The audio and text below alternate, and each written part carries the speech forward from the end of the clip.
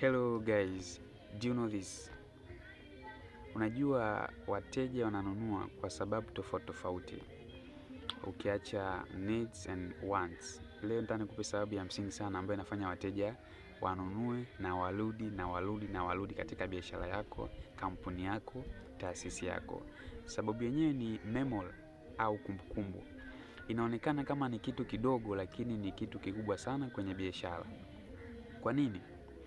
Kumbukumbu ndo ambayo inafanya mteja afanye decision aende wapi.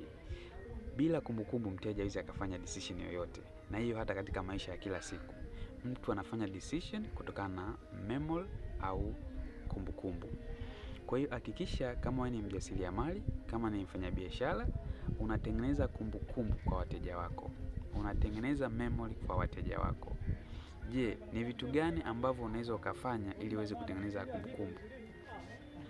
Kwanza kuna logo, pia kuna tagline.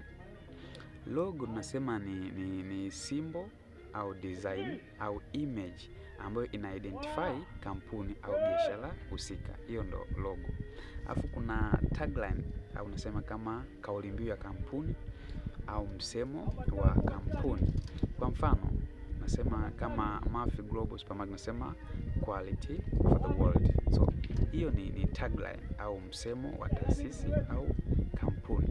Nawe kama mfanyabiashara au mjasiriamali, hakikisha una logo ambayo ina identify kampuni yako, una tagline pia ambayo ina identify